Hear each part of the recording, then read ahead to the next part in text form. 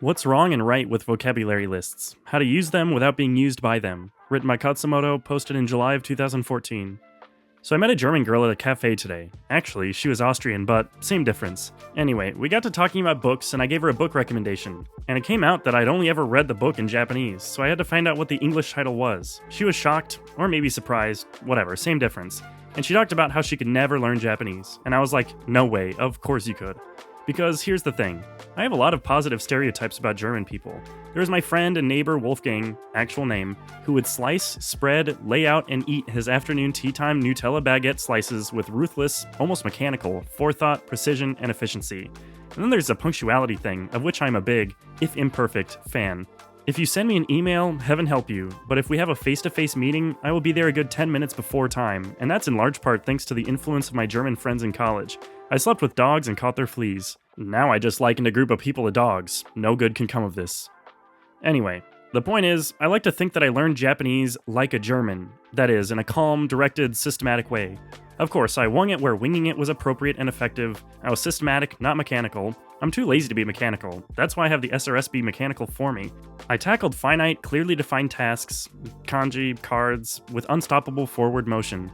And yet, you won't hear much talk of vocabulary lists here at AJATT. Why is that? Are they evil? No, it's a lot more complicated than that. Live in East Asia for a while, and you'll overcome your desire to classify everything into two categories, where one is completely, or even mostly, positive attributes, and the other equally and oppositely negative ones. The character alignment system that I've been seeing around the internets lately goes a long way towards helping people outgrow this. Back on topic.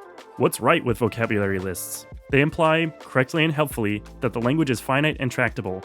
Human language is, thankfully, capable of infinite variation, but all those permutations and combinations are based on repeating a large but finite set of parts. There are an infinite number of numbers possible, but only 10 digits in the Arabic numeral system. Similarly, there are only about 200, give or take, repeating parts in the kanji system. There are only about 400 possible sounds in Mandarin.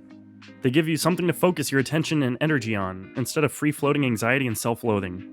They can help people focus on simple, foundational knowledge, the basics, whose mastery is the essence of mastery itself.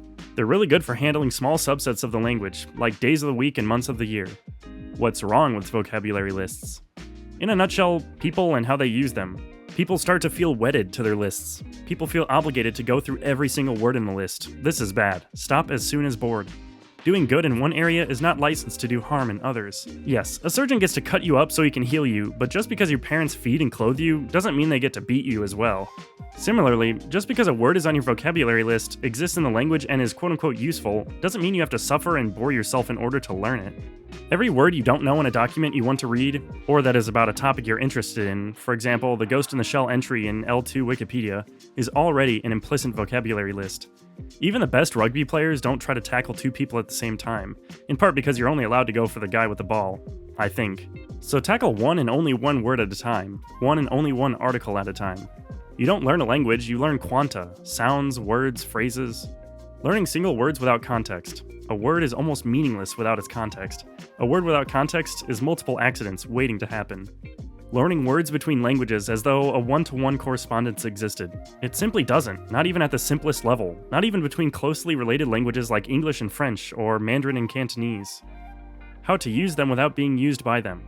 Use vocabulary lists the way you use a TV guide, as a starting or focal point to your viewing experience, not as an ultimate authority.